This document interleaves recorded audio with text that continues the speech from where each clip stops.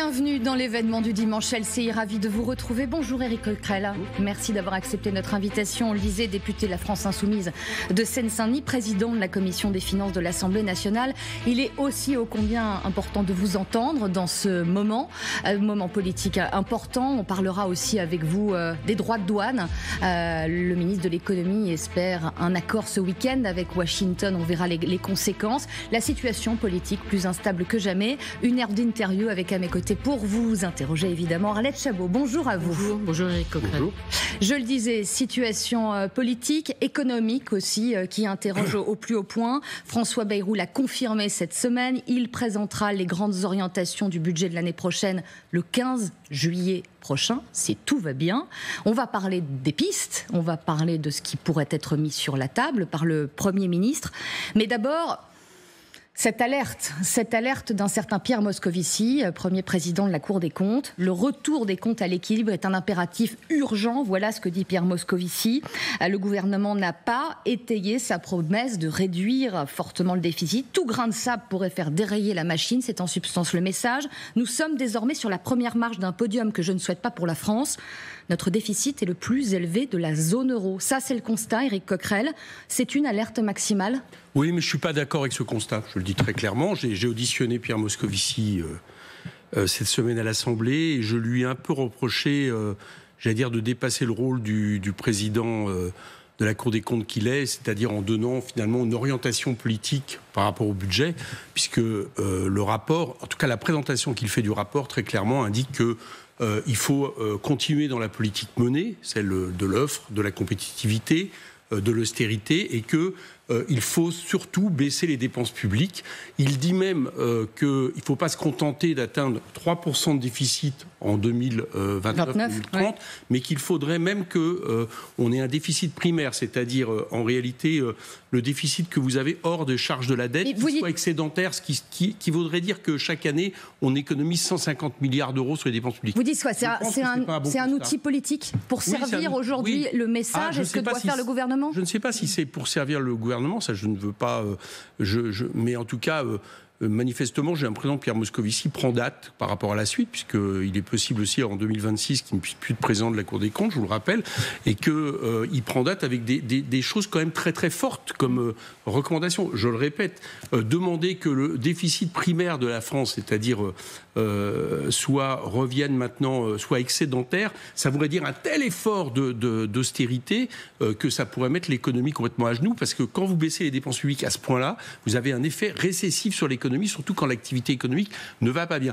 Et dans le même temps, ce qui est étonnant, c'est que la Cour des comptes nous dit, et Pierre Moscovici le dit, et là je le rejoins, il dit que la France, finalement, la dette de la France, ça va plutôt bien. C'est ce qu'il dit. Enfin, oui, pardonnez-moi, on va dans le détail, Arlette Chabot, il y a des chiffres quand même qui sont mis sur la table. Hein. Parce que vous êtes en désaccord sur les remèdes, ou en tout cas... oui, c'est-à-dire que moi je pense que c'est... Mais en avant, mais sur le constat, sur le creusement de la dette, sur le doublement en 4 ans de montant des intérêts de la dette à rembourser, ça sera bientôt si je regarde par exemple budget. Donc, j'entends bien, mais si vous voulez... Ça. Alors, bon, je le répète quand même juste pour que ça soit acté. En même temps, l'autre jour dans la présentation, il l'a fait, et il le fait là pour le coup sur des données objectives. Il dit, pour l'instant, la France a une bonne dette. Quand je dis une bonne dette, ça veut dire que quand la France émet une dette, vous avez en gros 3 fois plus de demandes que d'offres de la France. Mais il faut la rembourser. Vous savez qu'aujourd'hui, cette année encore, pour l'instant, il faut le dire à ceux qui nous regardent, la dette est en réalité de 0,3 points inférieure à l'inflation. Elle nous coûte moins cher que l'inflation. Donc je ne dis pas qu'il faut cultiver la dette pour la dette, mais on n'est pas, comme Madame de Montchalin l'explique, alors là, au moins la Cour des comptes ne reprend pas ça, mais on n'est pas à la veille de le FMI impose sa marque sur la France. Ce n'est pas vrai. Vous dites qu'ils sont quoi, trop alarmistes aujourd'hui? On a des ministres qui... C'est trop alarmiste, et pourquoi? Au service d'une politique qui est toujours la même, c'est de baisser les dépenses publiques, voire de privatiser, et voire d'avoir quelque part une bonne excuse pour finalement continuer à faire une politique qui échoue. C'est ça le principal problème. Mais là, on a aussi des perspectives de croissance, Arlette Chabot aussi, oui. On l'étudiait, ces chiffres, ils sont très faibles. Bien sûr. Et peut-être encore plus faibles. Alors voilà, donc vous avez des perspectives de croissance faibles, et qu'est-ce que vous faites? Vous faites en sorte que la machine économique qui en France repose beaucoup sur la consommation populaire, vous la bridez encore plus. C'est un non-sens. Par exemple, quand vous prenez cette semaine, il y a eu, la semaine dernière, il y a eu l'Institut des politiques publiques. qui a produit, comme chaque année elle le fait, un rapport sur le budget. Elle énumère la plupart des propositions du gouvernement. La fameuse année blanche, le fait, par exemple, de ne pas indexer les pensions de retraite, etc. Et pour toutes, sauf une, qui serait le fait que pour les revenus du capital, on applique le barème de l'impôt sur le revenu, puisque vous savez que les revenus du capital ont un avantage par rapport aux revenus du travail. Pour toutes, elle pointe l'aspect récessif et inégalitaire de ces propositions. Donc, ce que je veux dire par là, c'est deux choses. Et là, ce n'est pas des propositions politiques ? Mais si, mais l'IPP peut faire des propositions politiques, c'est pas ça. Mais la Cour des comptes, normalement, que la Cour des comptes, même quelque part, fasse des propositions politiques, pourquoi pas ? Mais il ne faut pas s'en cacher. Voilà. Il ne faut pas dire comme si on était en train de mettre des données objectives, qui est scientifiques en quelque sorte, et qui ferait qu'il n'y a, comme dirait Margaret Thatcher, il n'y a pas d'alternative, si vous voulez, à la politique menée. Donc je ne suis pas d'accord avec ça. Si par exemple, prenons un chiffre, Pierre Moscovici, la Cour des comptes donne le niveau de déficit de la France publique en Europe. Et dit on est champion d'Europe des déficits. Mais je pense 5,8% du PIB. Autre chiffre, bien sûr. 170 milliards d'euros de dettes supplémentaires à financer. Voilà. En 2024. Mais moi, je pense que dans ces cas-là, il ne faut pas s'en tenir à ce seul chiffre pour connaître la santé économique d'un pays. Par exemple, je vous en propose un autre, la croissance. L'an dernier, les Allemands, ça fait 2 ans que les Allemands sont en récession. Et on verra d'ailleurs sur les raisons pour lesquelles, du coup, ils modifient leur politique par rapport aux questions de dette. Bon. La France ne l'est pas. Pourquoi la France ne l'est pas ? Parce qu'elle a une consommation populaire et que ces consommations populaires s'appuient aussi beaucoup sur le fait qu'il y a des dépenses publiques. Vous avez un matelas social en France, une protection sociale qui fait que vaille, même dans un moment de reflux d'activité, ça sous-tend comme une activité. Donc, par exemple, la croissance est supérieure. Autre chiffre qu'on ne donne jamais en réalité, c'est que nous, en France, nous avons fait le choix que beaucoup de prestations sociales, de santé, de retraite, etc., passent par des dépenses publiques. D'autres ne le font pas. C'est des dépenses privées, des assurances privées. Donc, par exemple, on devrait, à mon avis, comparer, pour connaître la santé d'un pays, y compris sa dette, la dette privée plus publique. Par exemple, on s'apercevrait que si vous faites ça, on est derrière la Hollande, figurez-vous, parce que la Hollande a une dette privée plus importante parce qu'il finance beaucoup de prestations à travers des assurances privées qui, en plus, ont un problème, j'allais dire, d'inégalité, parce que celui qui ne peut pas, il soigne moins bien. Bon, donc c'est pour ça que je dis... Je pense que prendre le seul critère du déficit public n'est pas un critère qui nous donne la bonne santé économique. Maintenant, une fois dit ça, moi je crois que la situation dans laquelle nous sommes, et c'est ce que je reproche le plus à ce gouvernement, c'est que nous avons changé d'air. Nous avons changé d'époque avec Donald Trump. Nous étions sur une époque où le capitalisme s'appuyait en gros sur le libre-échange. D'accord ? Avec Donald Trump, on le voit, c'est une guerre commerciale. Et on y viendra d'ailleurs, sur la réponse. Voilà. Et donc, quand vous avez une guerre commerciale comme ça induit, à mon avis, des choses qui doivent vous inciter à changer de politique. Par exemple, à faire en sorte que vous ayez une souveraineté industrielle plus forte. Et ça, on va venir sur les pistes. Oui. Juste, c'est au cœur du problème. Sur comment qualifier le moment que nous sommes en train de vivre. Comment vous qualifieriez ? J'entends vos réserves sur l'analyse que fait la Cour des comptes. J'entends que vous dites qu'il y a des orientations politiques qui sont données, mais la vérité, elle est où ? Pardonnez-moi, la vérité, elle est dans le fait qu'on a une politique qui, depuis 2017, alors ça avait commencé avant, pour être honnête, enfin depuis 2017, ça s'est accru. C'est quoi cette politique ? Quand je vous dis ça, je ne fais que présenter ce que Bruno Le Maire nous a répété pendant des années. C'est une politique qui vise à faire en sorte qu'on attire les capitaux en France pour produire de l'activité, de l'investissement, de l'emploi. Et tenter de les retenir. Voilà. Donc on va faire des cadeaux fiscaux au capital comme on ne les a jamais fait. On va par exemple faire un bouclier en gros fiscal pour le capital, c'est la flat tax. On va supprimer l'ISF, etc., etc. Cette politique-là, elle a eu des conséquences. Elle a appauvri l'État environ de 60 milliards d'euros par an. Il y a 60 milliards de recettes par an en moins, et presque, j'allais dire, très majoritairement, ça va sur les 1% de Français les plus riches. Bon. Et puis à côté de ça, est-ce que l'économie va bien ? Parce qu'au moins, si l'économie allait bien, on pourrait dire qu'ils ont réussi leur pari. La part de l'industrie, pour la première fois, baisse en dessous de 10% du PIB. C'est historique. La productivité en France baisse. Le commerce extérieur va mal. La croissance va mal. Le chômage va remonter à plus de 8%, malheureusement, à l'année prochaine, etc. Donc, les chiffres sont mauvais. Ça veut dire qu'à un moment donné, il y a quelque chose qui ne fonctionne pas. Et ce que nous propose ce gouvernement, c'est de continuer. Enfin, ce que nous propose, pas encore. Ça, on va le savoir le 15 juillet. Arlette. On a les indices, quand même. On donc, a quelques indices. De continuer. Donc, moi, je dis une chose. Je termine juste là-dessus. Oui. Quand on a je vais utiliser une expression qui est celle de François Bayrou. François Bayrou, très justement, nous dit on a un tsunami. Bon. C'est-à-dire, en gros, la guerre commerciale déclenchée par... Bon. Quand on a un tsunami, on ne continue pas à prendre la même barque avec les mêmes rames pour essayer de le passer. On change de braquet. Et ce que le gouvernement ne fait pas, en gros, les Allemands vont, cette année, mettre 82 milliards d'investissements dans l'industrie en plus. Déficit comme nous, voilà, c'est ça l'énorme différence. Mais qu'importe. Eux, ils peuvent. Je vais mettre ça de côté. Oh bah, c'est difficile de le mettre de côté dans la situation. Vous me permettez de le mettre 2 petites secondes de côté. Donc, ils mettent 82 milliards d'investissements en plus. Bien. Ça va monter à 129 milliards en 2030, plus 500 milliards de fonds d'investissement.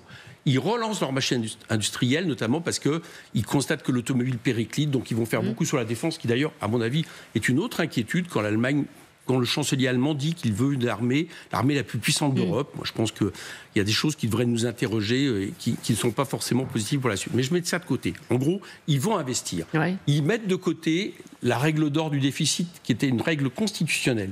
Et nous, pendant ce temps-là, en termes d'investissement, zéro. C'est-à-dire que nous, on va laisser péricliter notre appareil de production. Oui, d'accord, mais si nous faisons ça, vous voyez bien que nous ne pourrons pas ensuite redémarrer. Nous ne pourrons pas avoir une politique au service de la bifurcation écologique. Nous ne pourrons pas avoir une politique de l'emploi, etc., etc. Donc, il y aura moins de recettes, moins de cotisations. Et autrement dit, il se passera ce qui se passe depuis quelques années, mais encore pire, parce que nous serons face à une concurrence internationale où nous n'aurons pas les moyens, j'allais dire, de faire face. On va avoir une situation où économiquement, ça va aller mal, mais le déficit lui-même ne baissera pas, contrairement à ce qu'ils nous disent. Donc, simplement, c'est une politique qui échoue. Votre solution, il n'y en a qu'une, c'est-à-dire augmenter les recettes, c'est-à-dire augmenter les impôts. Alors, moi, la solution, elle est double.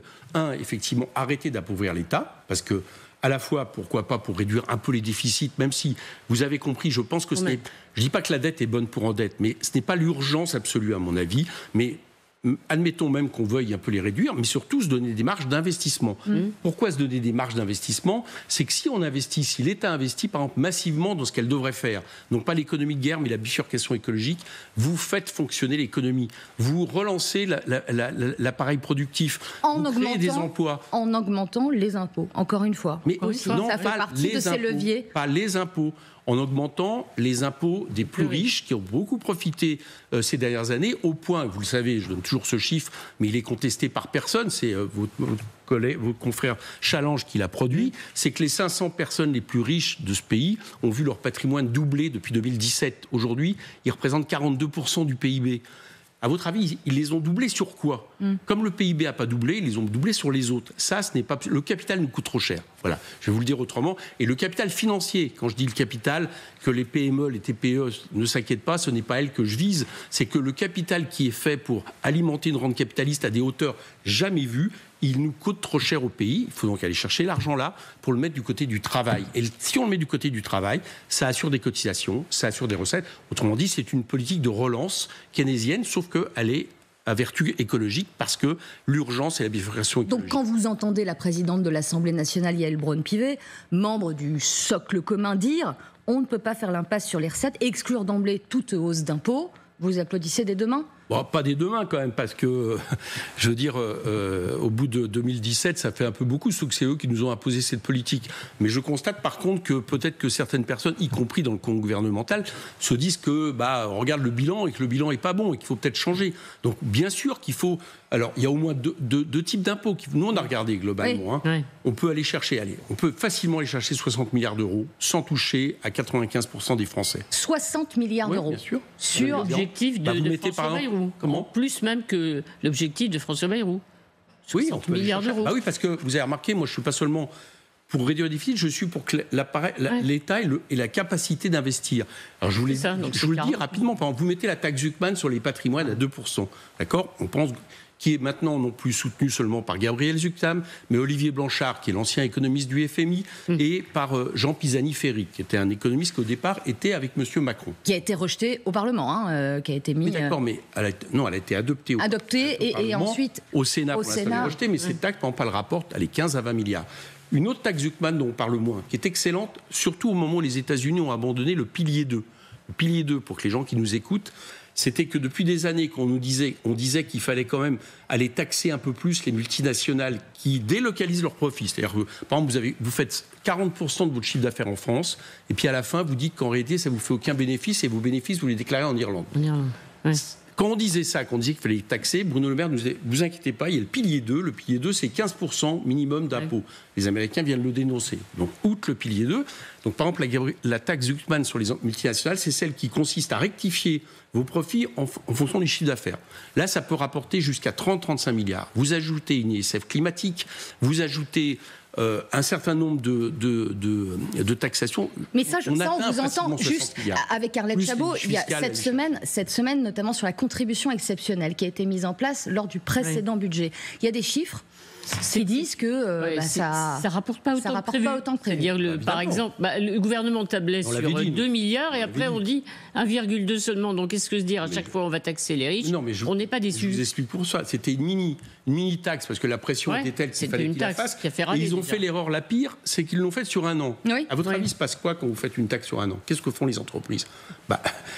Ce sur quoi la taxe se fait, et elles se le versent pas, elles attendent. Donc elles appuient sur le frein et bien sûr. Mais nous on l'avait dit, cette taxe. Il n'y a pas que nous, il y a même Charles de Courson qui n'est pas de mon camp mais qui est rapporteur général. On avait tous dit ça va rapporter moins que prévu. Donc vous ne pouvez pas avoir des mesures comme ça ponctuelles. Il faut avoir des mesures structurelles qui visent à aller rechercher une partie seulement. Une partie, qu'ils ne s'inquiètent pas, les ultra riches continueront à être très riches dans ce qu'on propose, mais qui va permettre, j'allais dire, de répartir l'effort et d'aller justement assurer. Parce que quand vous visez plutôt les dépenses publiques, je vais donner un exemple de ce que veut faire le gouvernement. Les collectivités territoriales. Ils visent cette fois-ci à aller réduire, ils ne savent pas encore très bien comment, mais les dotations des collectivités. Et ils le disent, ils assument, du coup il y aura moins d'investissement. Est-ce que vous savez aujourd'hui que l'investissement public en France est celui qui, depuis 2017, a le plus augmenté, alors que l'investissement en part dans l'investissement, contrairement à l'investissement privé? Et qu'est-ce qui sous-tend l'investissement public à 70%? C'est les collectivités, notamment en matière écologique. Alors, si vous réduisez la part, les budgets des collectivités qui ne pourront même plus investir, sans même parler notamment du rôle des départements dans les prestations sociales, où là, il y aurait une grosse difficulté, vous n'allez rien améliorer. Mais donc, tout ça est suicidaire. Je vous entends, était à votre place dimanche dernier, Olivier Faure, et on arrive un peu au même constat sur la contribution des plus riches, sur plus d'impôts. Mais est-ce que, pour votre parti, le mot d'économie est devenu tabou? On se demande où vous faites des économies dans tout ça. Économiser les dépenses fiscales, c'est des économies. Les niches fiscales, le pacte Dutreil, par exemple. On nous a dit, le pacte Dutreil... La succession des entreprises. Voilà, la succession des entreprises, soi-disant, pour les garder dans le giron familial. On s'est aperçu au bout d'un moment qu'en réalité, c'était une machine à optimisation fiscale qui visait plus à ça. Le gouvernement, pendant très longtemps, nous a dit que ça coûte 500 millions. Il vient d'y avoir un rapport de la Cour des comptes qui explique que c'est 5 milliards. Donc là, il y a certainement de l'argent à aller chercher. Crédit impôt recherche, 7 milliards.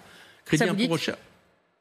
Ça vous dit Non, je dis pas forcément. On coupe. Je dis pas forcément on enlève tout, mais par contre on le réforme profondément. Pourquoi? Parce que aujourd'hui, par exemple, il profite à des entreprises comme Sanofi qui en même temps annoncent la fin de centres de laboratoire et qui a supprimé des chercheurs en France, ou exactement l'inverse. Donc vous voyez bien que là-dedans, par exemple, dans les dépenses fiscales, les niches fiscales, c'est 90 milliards par an. Donc il y a un gros nettoyage à faire, et notamment sur les plus grosses niches. C'est aussi vrai de l'aide. Est-ce qu'il est vraiment nécessaire de faire des crédits d'impôt, d'aide de services à la personne qui peuvent payer à certains moments le personnel de maison de très riches, des ultra riches comme Bernard Arnault, etc. Est-ce que vraiment vous croyez qu'ils ont besoin d'un crédit d'impôt pour payer ces personnes? Non. Donc là-dessus, vous me dites quelles dépenses? Voilà, je vous dis moins de dépenses fiscales. Quelles économies? Voilà. Par contre, je vais peut-être vous choquer, à mon avis, les dépenses publiques, il va falloir en faire plus en matière d'investissement, parce que le problème majeur que nous avons, et ce sur quoi la France devrait prendre la tête de tous les pays, au lieu de parler d'économie de guerre qui va produire à la fois l'utilisation de ces armes, donc c'est jamais bon, et en plus des effets catastrophiques d'un point de vue écologique, c'est l'urgence climatique. Parce que ça, pour le coup, c'est une dette, celle-là, on ne pourra pas la négocier. Et on en a vu les conséquences un peu cette semaine. Et c'est là-dessus qu'il faudrait mettre le paquet. Juste un petit mot, il y a aussi des économies à faire en regroupant des agences de l'État, des comités, et un rapport du Sénat dont on a beaucoup parlé à la fin de la semaine. Bon, c'est vrai qu'ils disent un peu plus de 740 millions d'économies, mais ça rendrait un État peut-être un peu plus efficace. Oui, mais moi, j'en sais rien. Moi, je me méfie des discours trumpistes, il faut dégraisser l'État, etc. Bon, je dis ça parce que c'est quand même dans l'air du temps. Vous n'êtes pas pour la tronçonneuse? Ah non, non, ça, je la laisse à ceux qui veulent l'utiliser, dont M. Ciotti en France. Mais prenons ces histoires d'opérateurs, c'est quand même des agents, c'est quand même quelque chose d'intéressant. Pourquoi on a créé ces agences, si vous vous souvenez? C'était, vous savez, le moment où il fallait dire, on disait il fallait plus de fonctionnaires. Enfin, en tout cas, il fallait moins de fonctionnaires. Donc, il fallait moins de fonctionnaires. On a créé des agences dans lesquelles on peut embaucher les gens à droit privé. Et maintenant, on nous dit, ces agences-là, il faut les supprimer. Bon. Mais alors, moi, je veux bien... Il faut les supprimer en partie. Un tiers ou regroupés. Excusez-moi, celles qu'on cite, c'est des agences dont tout le monde sait qu'elles ont un rôle. L'ADEME, ça a un rôle. D'accord. C'est un rôle comme par hasard aussi sur la bifurcation écologique, ce qui renvoie aussi au discours où l'extrême droite est très forte, en gros très climato-sceptique, pour dire tout ça ne sert à rien, etc. Zéro artificialisation nette sert à rien, l'ADEME sert à rien, l'agence bio sert à rien, l'ONF sert à rien, l'agence de biodiversité sert à rien. Bon, on voit les résultats avec les incendies. Donc moi, je suis très sceptique. Si c'est pour dire que ces agences, pourquoi pas, on les réintègre dans l'État avec les mêmes moyens, moi je suis prêt à étudier. Mais si c'est en réalité pour supprimer des politiques d'État, je ne suis pas d'accord. Éric Coquerel, parce que le temps file et on a beaucoup de sujets à aborder avec vous. Juste sur la suite, vous avez envie, et on a entendu vos lignes rouges, mais co-construire ce budget avec le gouvernement. Vous allez être reçu à Bercy par le ministre de l'économie. C'est quoi la suite du calendrier? On ne nous dit pas que c'est pour le co-construire, on nous dit que c'est pour nous consulter. Parce que co-construire, je n'irais pas co-construire un budget où dès le départ, ils le disent. Ils partent sur un budget encore de politique d'offre et de compétitivité. Donc c'est deux logiques qui s'affrontent. Vous êtes reçu cette semaine? Oui, moi je serai reçu cette semaine. Le groupe LFI aussi. Moi j'irai en tant que président de la commission des finances, parce que j'estime que j'ai un rôle particulier, mais le groupe LFI ira, puisque là, cette fois-ci, il s'agit de consultation, et non pas de construction comme l'année dernière. Voilà, on va y aller, on va dire ce qu'on on pense qu'il faudrait faire. On va dire ce qu'on pense qu'il faudrait faire, et dont je vous rappelle d'ailleurs, puisqu'on nous parle de compromis, etc., que l'an dernier, en octobre-novembre, à l'Assemblée nationale, les recettes, par exemple, dont je vous ai parlé tout à l'heure, on les a votées. L'Assemblée nationale a été majoritaire pour les voter. Donc on a un gouvernement qui nous dit on veut des compromis, sauf quand en réalité l'Assemblée décide de choses qui ne nous vont pas. Ça ne peut pas avancer. Et ensuite, la présentation du budget, vous avez en tête quoi? D'une audition de certains ministres, d'aller plus loin? Je vous l'annonce, dès le 16 juillet, dans ma commission, on auditionne les ministres pour commencer à travailler là-dessus. Pour étudier et voir ce qui est proposé et mis sur la table. À ce stade, pour l'instant, constatons une chose. Ils annoncent, l'année dernière, il y a eu 33 milliards de baisse de budget en moins. D'accord ? Le bilan, c'est qu'ils en ont rajouté déjà 8 en moins, entre des annulations de crédit, des gels, etc. Bon, avec la croissance qui baisse, avec des recettes en moins, donc pour l'instant, le moins qu'on puisse dire, c'est que ça ne marche pas, ils comptent cette fois-ci 40 milliards en moins, et alors, sauf que quand je regarde ce qu'ils avancent sur la table, je fais l'addition, il n'y a pas 40 milliards en moins. Pourquoi il n'y a pas 40 milliards en moins? Parce qu'ils ont beau quand même être libéraux, ils ont beau dire qu'il faut continuer la politique de l'offre et la compétitivité, ils savent très bien l'aspect récessif de leur politique. Et c'est ça qui les coince aujourd'hui. Quand on écoute bien le gouvernement et donc les premières pistes de réflexion et de préparation du budget avec des décisions possibles de François Bayrou, ce sera le 15 effectivement juillet, il y a l'année blanche qui revient. Un pis-aller dit ce matin le président du MEDEF, l'année blanche ça veut dire qu'on gèle les dépenses, budget 2026, on gèle. Au niveau 2025, ça veut dire gel de prestations. Est-ce qu'il faut geler toutes les prestations sociales? Est-ce qu'à votre avis c'est acceptable? Est-ce qu'il faut demander un effort aux retraités les plus aisés? Déjà, ça ne va pas régler le problème parce que on dit que ça rapporte 7 milliards. Il dit plus, mais en réalité, c'est un peu ce qu'ils disent en sous-main. Là, je parlais de l'Institut Politique Publique qui a bien travaillé là-dessus sur le sujet, c'est un peu moins de 6. Et avec des effets récessifs, ils le pointent surtout pour les plus défavorisés, c'est-à-dire ceux qui alimentent la consommation populaire. Donc je crois que tout ce qui actuellement va dans ce sens n'est pas bon. Voilà. En plus de ça, l'année blanche, ça veut dire que après déjà une année difficile l'année dernière, vous n'allez pas réouvrir les crédits. Je vous assure qu'aujourd'hui, les associations, c'est dramatique. Je le vois, par exemple, en Seine-Saint-Denis. Il y a des associations qui travaillent sur les questions, par exemple, d'envoyer en vacances des jeunes, etc. Aujourd'hui, il n'y a pas de crédit. Le planning familial, c'est moins 20% de crédit sur des choses absolument essentielles, etc., etc. Donc, non seulement les besoins des Français seront encore moins résolus, mais en plus de ça, pour la consommation, ça va être très mauvais. Donc, c'est un aspect récessif. Je pense que c'est une très mauvaise solution. Ça serait une ligne rouge. Éric Coquerel, il y a quelques mois, François Bayrou venait d'être nommé à Matignon. Jean-Luc Mélenchon, leader de la France insoumise, voilà comment il parlait de lui. Ceux qui prennent M. Bayrou pour une chiffre molle se trompent. S'il peut lui arriver d'avoir quelques faiblesses, sa manière de conduire sa politique est celle d'un guerrier. C'était les mots de Jean-Luc Mélenchon en janvier dernier. Est-ce que vous êtes toujours en phase avec cela ? C'était aussi un peu ce que Jean-Luc Mélenchon pensait de François Bayrou avant qu'il soit Premier ministre. Mais moi, j'avais une image plutôt... c'est un adversaire politique, mais plutôt positif. Et vous mettez ça au passé maintenant ? Je suis un peu étonné de la manière dont il gère le gouvernement, pour tout vous dire. Parce que déjà, il s'appuie beaucoup sur le Rassemblement national, sur l'extrême droite. C'est-à-dire qu'il faut comprendre qu'en réalité, il n'a plus de socle gouvernemental. Ils ne sont même pas présents à l'Assemblée. Et aussitôt qu'il veut essayer de faire passer quelque chose, il s'appuie sur le Rassemblement national. Donc ça, c'est déjà un gros problème. Et puis deuxièmement, les mesures qui sont prises, vous voyez, la manière de préparer le budget, on a l'impression, y compris en mettant la carotte de la proportionnelle, après, il y a un côté un peu politicien, quoi. Il y a un côté, il y a quelque chose qui ne répond pas aux urgences que j'ai essayé de décrire tout à l'heure de l'heure. Et donc, alors, pour trouver des excuses à François Bayrou, il y a peut-être la personne qui n'est pas au niveau de ce qu'il devrait faire, mais il y a surtout le problème originel. Le problème originel, c'est Emmanuel Macron qui a décidé de donner à la minorité le soin de gouverner ce pays. C'est-à-dire les partis qui avaient perdu les élections en juillet dernier, le soin de gouverner. Ça, c'est vrai que ça rend difficilement les choses, compliquer les choses. Et s'il n'y avait pas d'ailleurs les artifices de la Ve République que nous contestons, le 49.3, alors la nouveauté maintenant qui consiste à faire une motion de rejet, voter pour une motion de rejet avec un texte avec lequel vous êtes d'accord pour faire en sorte que ça soit réglé au Sénat. C'est vrai qu'intuitivement, c'est difficile à comprendre. Mais c'est pour ça qu'il faut que ça s'arrête, quoi. C'est pour ça qu'il faut que ça s'arrête. Oui. Revient donc Arlette Chabot avec insistante la petite musique. C'est la motion de censure, c'est-à-dire qu'il va arriver à François Bayrou ce qui était arrivé à Michel Barnier. Oui. Ah oui, je pense que... écoutez, je ne vois pas comment il fait passer son budget, autrement que par 49.3. Je ne vois pas pour l'instant. Et donc censure derrière. S'il le fait, ces motions de censure, chacun sera devant ses responsabilités. J'ai cru comprendre que cette fois-ci, le Parti socialiste ne lui n'offrirait pas aux macronistes la chance qu'ils lui ont offert en février dernier en ne votant pas la motion de censure. On verra bien ce que fait le RN. Aucune indulgence, disait il y a une semaine, effectivement, Olivier Faure, désormais à l'égard de François Bayrou. Donc moi, je pense que probablement, c'est ça qui risque d'arriver. Après, pourquoi est-ce que Emmanuel Macron va tenter un autre Premier ministre ?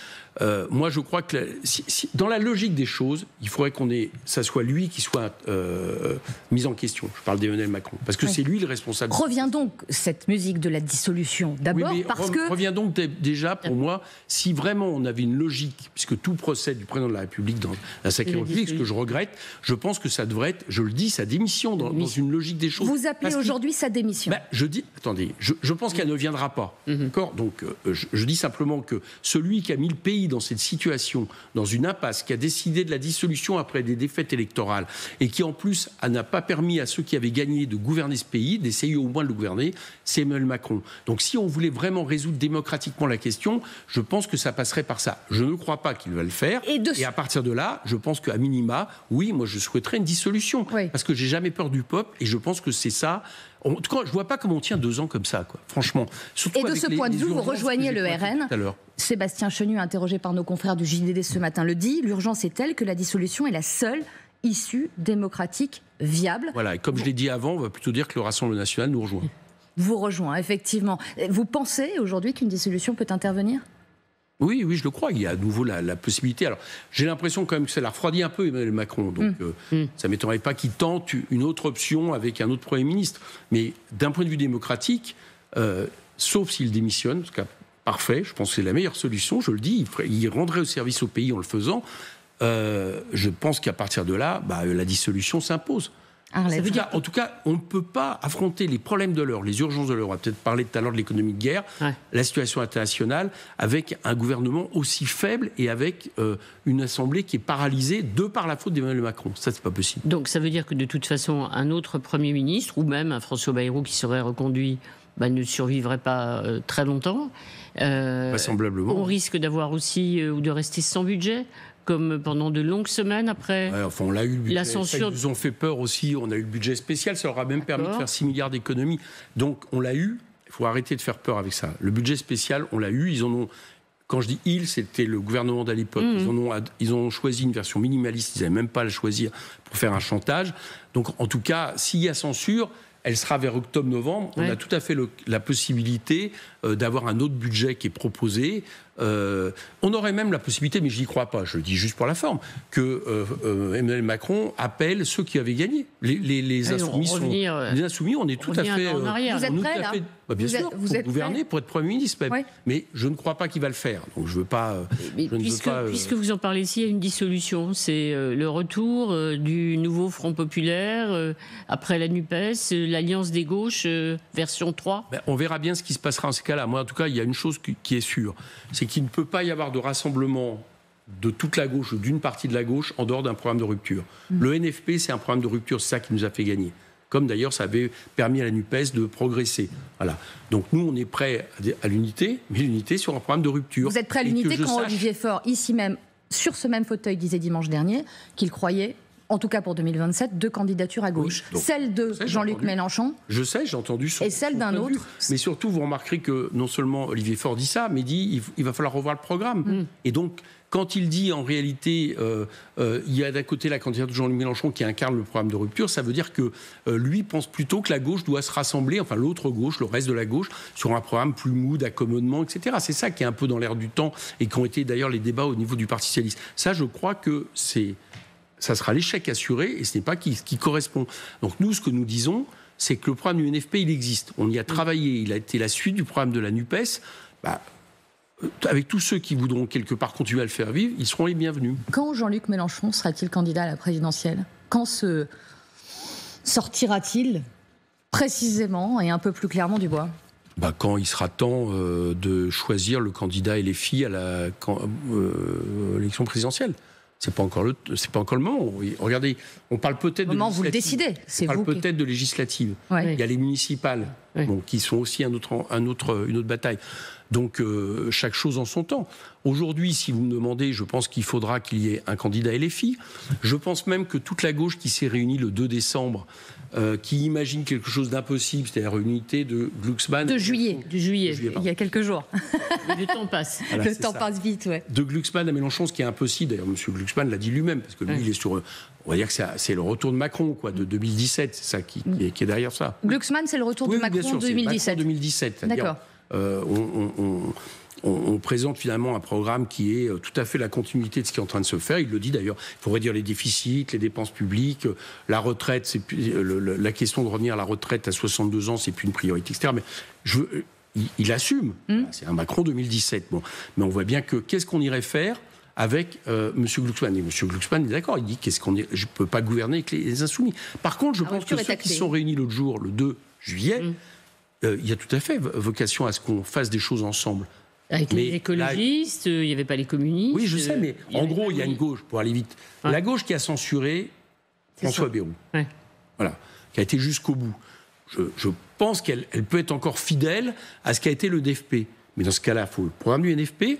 Et puis, il faut des candidatures, notamment une candidature à la présidentielle, du principal parti qui représente le NFP. Et dans ces cas-là, c'est les Insoumis. Ça s'est toujours passé comme ça. Donc, moi, je crois que si on veut être le plus efficace, c'est ça qu'il faut mettre sur la table. J'ai compris que pour l'instant, c'est ce qui refusait. Une question rapide avant de venir au droit de douane. Petite question. Dominique de Villepin sera ce soir l'invité de Darius Rochebain. Il est présenté comme un concurrent ou un possible quelqu'un, une personnalité dont la candidature pourrait imprimer à gauche dans votre camp.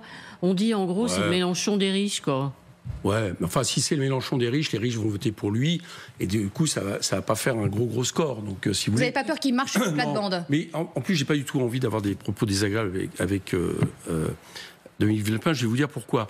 Parce que il est à droite, Dominique de Villepin. Sur les questions sociales, il ne nous rejoint pas. Bon, donc c'est un autre choix. Par contre, oui, ça fait du bien qu'il reste une droite républicaine dans ce pays, qui notamment sur la question internationale reste fidèle à une certaine vision du gaullisme, d'une politique non-alignée, d'une politique pour la paix. Donc nous, quelque part, qu'à droite, il y ait des gens qui disent ça et qui ne lorgnent pas vers l'extrême droite, moi je trouve que c'est bien. Donc de ce point de vue-là, c'est sûr qu'on pourrait être concurrent. Mais je préfère que la droite ait cette voie-là, d'accord, plutôt que la voie de M. Retailleau.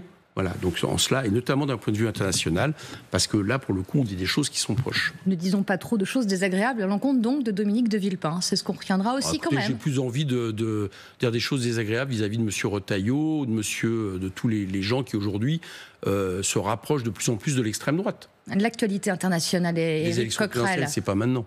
C'est pas maintenant, mais c'est quand même, vous nous accorderez le fait que c'est dans beaucoup de têtes et que la liste des candidats potentiels s'allonge d'heure en heure, très clairement aussi, c'est une réalité. Oui, peut-être, mais Dominique de Villepin, en disant ce qu'il dit, quelque part légitime ce que nous disons depuis maintenant des mois.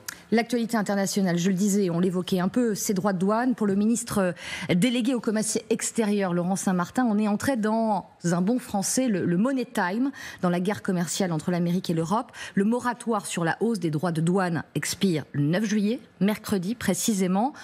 Arlette Chabot, la parole est à vous. Alors, on va voir ce que décide finalement, s'il y a un accord d'abord, hypothèse numéro 1, ou sinon ce que décidera Donald Trump. Alors, on est déjà très haut en ce qui concerne l'aluminium, l'acier. On attend le reste des droits de douane, 20%, 10% de plus que ce qui existe aujourd'hui. Franchement, que doit faire l'Europe? C'est-à-dire continuer à négocier ou faire ce qu'a fait la Chine, c'est-à-dire ne pas céder, répliquer à Donald Trump aux États-Unis? Que doit faire l'Europe si elle reste unie? On voit déjà que dans les accords qui sont proposés par l'Europe, on se met à la merci de Donald Trump. Puisqu'on envisage... On se met à la merci de Donald Trump. Excusez-moi, moi j'aime pas ce genre d'expression. Non. Merci de Donald Trump. Ouais. Bon, c'est-à-dire qu'on accepte les droits de douane spécifiques sur certains produits, plus une droit de douane minimum de 10%. Enfin, c'est ce qu'on propose. Oui. Et en plus de ça, on le fait en ayant, j'allais dire, des pays européens qui ne sont pas d'accord entre eux. Je parlais tout à l'heure avec l'Allemagne. L'Allemagne, son économie est basée sur le commerce extérieur. Ce n'est pas notre cas. Donc vous voyez bien que l'Allemagne n'a pas les mêmes enjeux. C'est ce qui d'ailleurs affaiblit l'Europe. C'est aussi ce qui d'ailleurs relativise le fait de négocier sans arrêt seulement au niveau de l'Union européenne et pas au niveau de nos intérêts nationaux. Bon, mais là, moi, je pense qu'on est en train finalement d'accepter ce que Trump voulait depuis longtemps. C'est qu'il a entamé une guerre. Bon. Cette guerre commerciale, il ne l'a pas gagnée avec les Chinois. Et maintenant, il se tourne, j'allais dire, vers l'autre victime qui est l'Europe. Alors comment il se tourne là-dessus? Il a bombardé l'Iran. Je pense que le bombardement de l'Iran, en dehors de tout droit international, c'était un message qui nous était envoyé. La preuve, c'est qu'après, il réunit l'OTAN et il y a le G7 qui, décide cette chose aberrante de monter à 5% le PIB pour les dépenses militaires, ce qui voudra dire que la plupart des pays européens, en plus, feront marcher la machine de production américaine parce que c'est eux qui vendront des armes. Parce qu'on ne peut pas faire sans eux, disent certains experts aussi. Ça aussi, c'est la réalité. Il faut peut-être s'interroger sur la nécessité de monter à 5% là-dessus. Est-ce que vraiment on doit aller sur une course à l'économie de guerre ou est-ce que la guerre, on doit la faire au niveau du climat? Moi, je pense que c'est le deuxième élément. Mais je reviens là-dessus. 5%, le pilier 2 dont je vous ai parlé tout à l'heure. Et puis, troisième élément, il impose maintenant les règles qu'il veut au niveau européen. Alors non, je pense qu'on ne devrait pas accepter. Est-ce que ça veut dire que c'est des droits de douane comparables? Oui. Ça, c'est à étudier. Oui. Parce que le problème de droits de douane, c'est que vous risquez d'appauvrir la consommation populaire de notre pays. Mais par exemple, aller taxer les GAFA, leur faire mal là où ils sont forts, taxer la finance américaine, etc. Là, je pense que c'est des éléments qui seraient beaucoup plus efficaces. Et puis développer sur le long terme, au niveau européen, si on peut. Sinon, il faut le faire au niveau français, ce que j'appelle un protectionnisme solidaire, c'est-à-dire de restaurer notre appareil en termes de souveraineté industrielle, en termes de bifurcation écologique, en termes de souveraineté agricole. Je pense que c'est ça que le message qu'envoie Donald Trump, c'est qu'on n'est plus, je le répète, dans un monde de libre-échange. On est dans un monde où, en plus, écologiquement, c'est bon parce que c'est des circuits courts et on arrête le grand déménagement du monde. Donc finalement, s'approprier, c'est que sa devise, America's First, Europe of France First. Ça aussi, vous pouvez je vais vous dire une autre alternative. C'est que la France pourrait dire, nous, on prend la tête d'autre chose. On prend la tête de tous les pays dans le monde qui ne veulent pas de cette montée à la guerre, qui ne veulent pas de cette montée à la concurrence partout, qui ne veulent pas tourner le dos à la question de la bifurcation écologique. Et moi, je pense que si la France faisait ça, vous savez, la voix de la France, elle est attendue. Malheureusement, ça fait des années qu'elle ne résonne plus, mais elle est attendue. On pourrait, à mon avis, avoir des rapports internationaux avec des pays de l'Afrique, des pays de l'Amérique latine, des pays de l'Asie qui seraient, à mon avis, tout à fait intéressant. Et c'est clair que, par exemple, si je regarde avec la Chine, même si j'admets que c'est difficile, vis-à-vis de la menace que fait Trump, on a intérêt à avoir des bons rapports avec la Chine. Allons essayer d'avoir des rapports donnant-donnant avec la Chine et faire en sorte que Donald Trump arrête d'être le grand ordonnateur des conflits dans le monde. Grand ordonnateur des conflits dans le monde, si je vous entends critique à l'égard du président américain. Et pourtant, Gaza, Arlette. Oui, peut-être qu'il va enfin imposer l'arrêt des combats à Gaza. Peut-être que le cessez-le-feu sera respecté. Le Proche-Orient peut être organisé autrement, se reconstruire autrement. Alors, ça marche. Il y a des succès. Non, mais il y a des succès pour Trump. Son budget, il le fait passer. Donc c'est la semaine des succès pour le président américain. Si les succès de Trump, c'est de balayer le droit international en décidant après Israël de bombarder un pays sous une menace qui n'existe pas, en tout cas à court terme. Ce qui fait que... Vous savez, Éric Coquerel, que la menace existait quand même. Certains, non. C'est contesté par de très nombreux. Je ne sais pas. Même les services de renseignement américains ont produit une note quelque temps avant qui disent qu'il n'y avait aucune preuve d'un élément qui laissait penser à une accélération du programme nucléaire iranien. Donc on nous a fait le même coup que les Irakiens, je ne sais pas si vous vous rappelez, sauf que là c'était les armes de destruction massive, là c'est ça, pour faire en sorte d'attaquer un pays en fonction des intérêts israéliens et des intérêts américains. Mais quand vous faites ça, vous me dites il gagne. Bon, mais qu'est-ce que fait du coup Poutine derrière ça ? Il dit écoutez, puisque le droit international est nié en réalité, y compris par les États-Unis, eh bien moi je vais accroître nos bombardements sur l'Ukraine, puis ça tombe bien, puisque les Américains en même temps disent nous, on va enlever nos armes de protection de l'Ukraine. Donc vous voyez bien que je ne sais pas ce que vous entendez par gagner.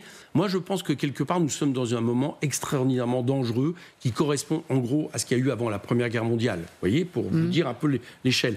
Et de ce point de vue-là, je ne sais pas qui va gagner dans ce qui est en train d'entamer comme confrontation Donald Trump, y compris de cette course en avant militaire, à un moment où, encore une fois, l'urgence devrait être de faire en sorte d'arrêter le dérèglement climatique, ou en tout cas de le freiner, l'anticiper, etc. Au lieu de ça, au lieu de mettre 800 milliards d'investissements, comme le réclamait il y a encore peu Draghi en Europe, il y a encore quelques mois, l'Europe maintenant se prépare à mettre 800 milliards sur la défense.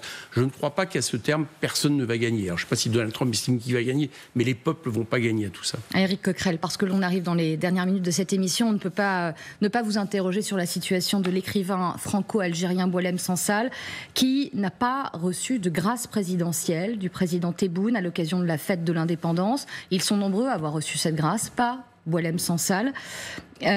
François Bayrou s'est exprimé sur le sujet. La voix de la France, vous dites, ne porte plus. Ce sont des critiques qui sont portées à l'encontre du gouvernement français, mais il le dit, le gouvernement français fait tout pour obtenir sa libération ou sa grâce. Laurent Saint-Martin, le ministre, dit en gros, pour résumer son propos, ça peut se faire hors des caméras, mais il se passe des choses et il y a des négociations. Y croyez-vous encore ? Et j'ai envie de vous demander aussi très clairement, la France insoumise, vous, espérez-vous qu'il soit... Et exigez-vous sa libération ? Bien sûr. Et je vais ajouter à Boualem Sansal Christophe Glaise. Christophe Glaise, journaliste de Sceaux. Je vous pose la question parce que vous savez où on va en venir. Je sais. Propos de votre collègue insoumis, Sébastien Delogu. Simplement, je tiens à dire que Christophe Glaise doit être gracié, doit être libéré. Journaliste français qui est parti faire un reportage sur le foot en Algérie, qui se retrouve en prison. Bon. Donc je dis, il ne faudrait pas oublier Christophe Glaise dans cette affaire.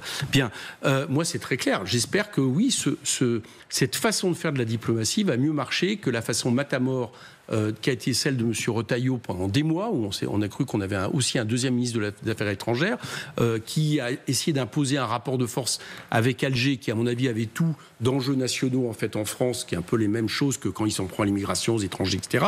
Et qui du coup, comme ça ne se règle jamais comme ça avec l'Alger, parce qu'on est un ancien pays colonisateur et qu'on ne règle pas avec l'Algérie ce genre de choses par ce biais, n'a fait qu'aggraver les choses. Donc là, j'ai vu qu'on était rentré dans une modalité, j'allais dire, plus classique de diplomatie. Mais ça ne marche pas. Si ça ne marche pas, on verra bien ça. En tout cas, pour l'instant, je ne vois pas d'autre solution, parce que l'autre solution, avant, n'a pas marché.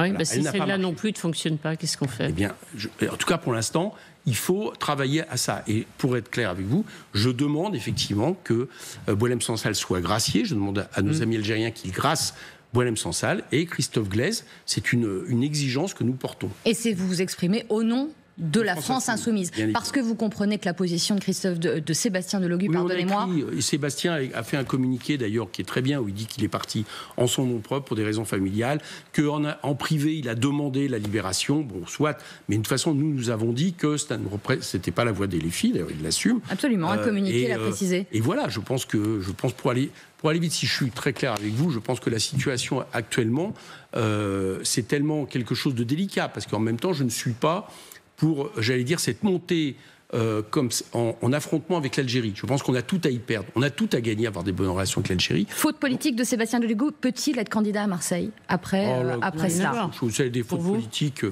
Des fautes politiques, chacun en fait. Celle-là, je veux dire, j'ai quand même écouté son interview.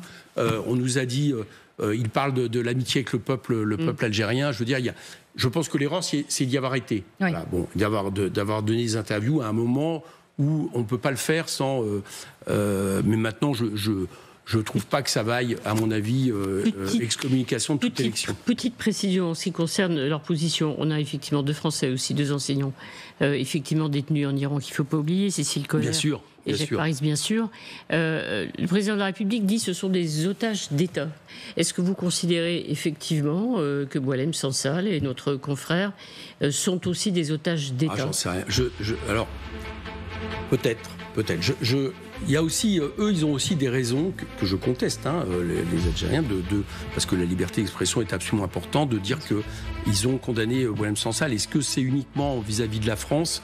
En tout cas, plus la France, c'est clair, la réclamer de manière, j'allais dire, pressante et avec un affrontement avec l'Algérie, plus ça le devenait. Donc voilà, je pense qu'il faut revenir à ça. Et il faut évidemment demander la libération urgente de nos compatriotes en Iran. Merci beaucoup Éric Coquerel d'avoir été notre invité.